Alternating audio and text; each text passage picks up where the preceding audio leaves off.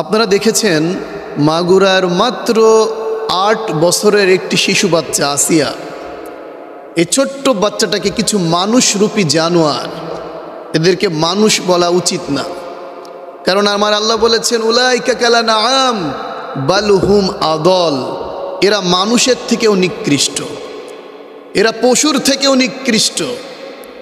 মানুষ কতটা পশু হয়ে গেলে, মানুষের মধ্যে কতটা পশুত্ব জেগে উঠলে একটা ছোট্ট বাচ্চাকে এইভাবে ধর্ষণ করা যায়, অত্যাচার করা যায় বলেন। শুধু তাই না, আমি কিছু ডাক্তারের কাছ থেকে রিপোর্ট দেখলাম, তারা বলছে ছোট্ট মেয়ে আসিয়া এখনও ম্যাচিউরড হয়নি, এত ছোট বাচ্চা যার লজ্জা স্থান ছোট হওয়ার কারণে এই মানুষরূপী হাইনাগুলো এই ছোট্ট বাচ্চাটার লজ্জা স্থান ব্লেড দিয়ে কেটেছে। নাউজুবিল্লাহ পড়েন, বলেন কি বলবেন? জুলাই বিপ্লবের পরে বাংলাদেশ নতুন করে স্বাধীনতা অর্জন করেছে, এই স্বাধীন দেশে নতুন করে এমন জঘন্য দৃশ্য আমাদেরকে দেখতে হবে আমরা কল্পনা করতে পারিনি। এটা আমাদের জন্য লজ্জার, এটা বাংলাদেশের জন্য লজ্জার। কি বলবো বলেন? এই দৃশ্যগুলো দেখে সত্যি খুব খারাপ লাগে, লজ্জা হয় যে আমার দেশে পুরুষ জাতি এই কাজ করতে পারে। আজকে বাবার কাছে মেয়ে নিরাপদ নয়, বাবা মেয়েকে ধর্ষণ করছে, ভাই বোনকে ধর্ষণ করছে, জেনা ব্যভিচার বেড়ে যাচ্ছে। এর কারণ একটাই, দেশ স্বাধীন হলেও মূলত এখনো কোরআনের শাসন এদেশে প্রতিষ্ঠিত হয়নি। যদি কোরআনের শাসন প্রতিষ্ঠিত হতো, বিশ্বাস করেন 24 ঘন্টার আলটিমেটাম দেওয়ার মাধ্যমে এই ধর্ষণের বিচার করা হতো। কি বলবো, বলার কোনো ভাষা নেই। আজকে আমার কাছে কিছু ইনফরমেশন আছে, আমি সংগ্রহ করেছি আপনাদেরকে জানানোর জন্য। বাংলাদেশের 2 মাসে নির্যাতিত কতজন নারী হয়েছে 2025 সালের রিপোর্ট অনুযায়ী বলছি, চলতি বছরে গত 2 মাসে 294 জন নারী ও শিশু নির্যাতনের শিকার হয়েছে। শুধু তাই না, ধর্ষণের শিকার হয়েছে 96 জন, তার মধ্যে 44 জনই শিশু। নাউজুবিল্লাহ পড়বেন না? কোথায় দাঁড়িয়েছে আমার দেশ?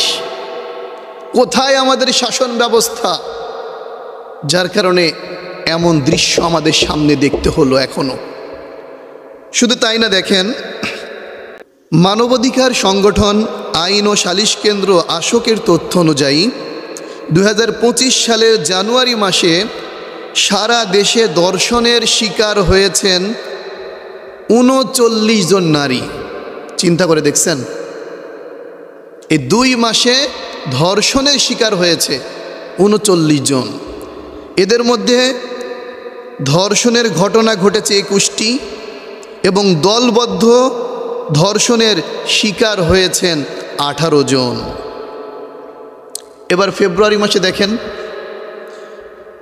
গত ফেব্রুয়ারি মাসে ধর্ষণের ঘটনা ঘটেছে 57টি, এর মধ্যে সংঘবদ্ধ ধর্ষণ হয়েছে 17টি, ধর্ষণের পর হত্যা করা হয়েছে 2টি, এদের মধ্যে 5 জন আবার প্রতিবন্ধী ছিল। এই হচ্ছে আমার বাংলাদেশের অবস্থা। জুলাই বিপ্লবের পরে বিশ্বাস করেন এই দৃশ্য আমাদেরকে দেখতে হবে, আমরা ভাবিনি। আজকে আসিয়ার মতো আমার ছোট্ট একটা বোন, আমার ঘরের মেয়ে, আমার ঘরের সন্তানরা আজকে কোথায় নিরাপদ? এর ব্যর্থতা, এর দায়ভার আমাদের। আজকে যদি আমরা কোরআনের শাসন কায়েম করতে পারতাম, কারো ক্ষমতা হতো না আমার কোনো বোনের দিকে কুদৃষ্টিতে তাকাতে। এজন্য আমাদের কোরআনের পক্ষে আসতে হবে, কোরআনের শাসন এই দেশে কায়েম করতে হবে, আমাদের আন্দোলন করতে হবে। কেবল এই আন্দোলনের মধ্য দিয়েই যদি আমরা আমার দেশে কোরআনের শাসন কায়েম করতে পারি, বাংলাদেশ ধর্ষণ মুক্ত হবে, বাংলাদেশ দুর্নীতি মুক্ত হবে, বাংলাদেশে চাঁদাবাজি থাকবে না, টেন্ডারবাজি থাকবে না, চাঁদা না দেওয়ার কারণে পেট্রোল গায়ে দিয়ে আগুন ধরিয়ে দেওয়া হয়। কি বলবো, এমন অবস্থা, এমন সিচুয়েশন এখন চলে এসেছে যেটা বলার মতো কোনো ভাষা রাখে না। আজকে কোরআনের শাসন যদি কায়েম হয়, তাহলে আজকে আসিয়ার ধর্ষণের পরে আসামি আটক হওয়ার পরেও বিচার সম্পূর্ণ করতে 180 দিন সময় লাগার কথা না। এটা লজ্জার। 24 ঘন্টার মধ্যে বাংলাদেশের জনসম্মুখে এই ধর্ষকদের যদি মৃত্যুদণ্ড কার্যকর করা হয়, তাহলে বাংলাদেশে কিন্তু ধর্ষণ বন্ধ হয়ে যেত। একের পর এক ছিনতাই, রাহাজানি, চাঁদাবাজি, ধর্ষণ বেড়েই চলেছে। অথচ কোরআনের শাসন যদি থাকতো, এদের শাস্তি কেমন হতো? আসুন আমরা কোরআন থেকে একটু জানার চেষ্টা করি। সূরা মাইদা আয়াত নম্বর 33, আল্লাহ তাআলা বলেছেন, আইয়ুকাত্তালু আও ইউসাল্লাবু আও তুকাত্তা আইদিহিম ওয়া আরজুলুহুম মিন খিলাফ আও ইউনফাউ মিনাল আরদ। যারা ধর্ষক, যারা মানুষের উপরে নির্যাতন করবে, আমার মা আমার বোনদের ওপরে অত্যাচার করে, জোরপূর্বক ছোট্ট শিশু বাচ্চাকে এইভাবে নির্মমভাবে তারা নষ্ট করবে, ইসলাম তাদের ব্যাপারে খুব কঠোর।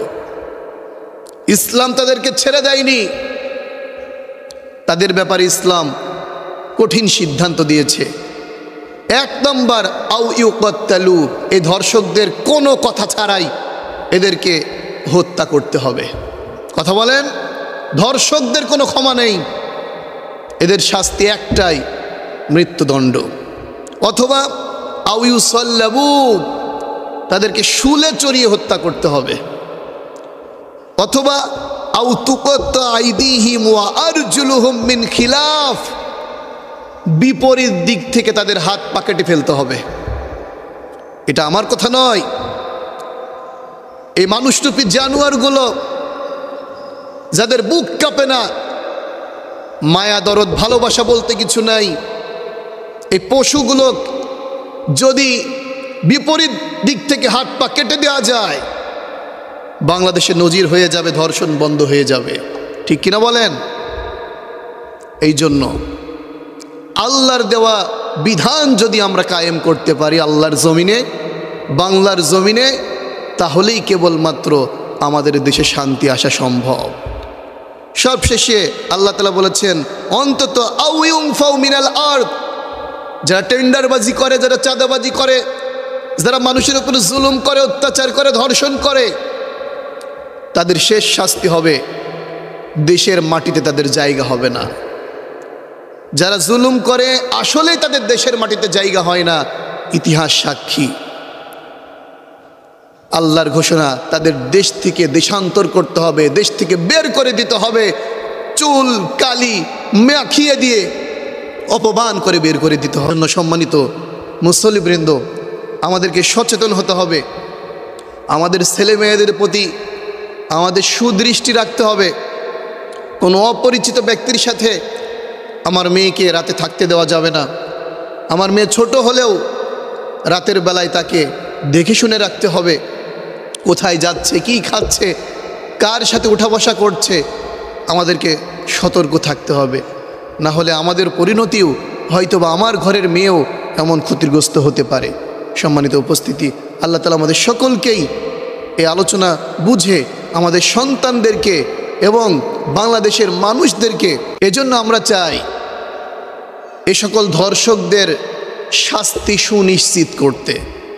আমরা আলেমদের পক্ষ থেকে আমরা দাবি জানাই, অচিরেই যেন অতি দ্রুত আসিয়া সহ আমার দেশের যত মা বোনদেরকে, শিশুদেরকে এই মানুষরূপী কুলাঙ্গারগুলো ধর্ষণ করেছে, তাদের যেন শাস্তি নিশ্চিত করা হয়, তাদের জন্য মৃত্যুর দণ্ড কার্যকর করা হয়।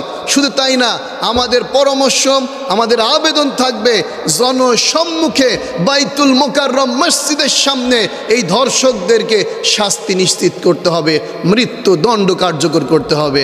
আমাদের সকলকেই এই রায়ের পক্ষে মা বোনদের পক্ষে, ইসলামের পক্ষে থেকে আমার জমিনে যেন, আল্লাহর জমিনে যেন আল্লাহর দিন কায়েম হয়ে যায়। বাংলাদেশ থেকে যেন সকল ধরনের পাপাচার দুর্নীতি দূর হয়ে যায়। আল্লাহ সেই তৌফিক দান করুন সকলে।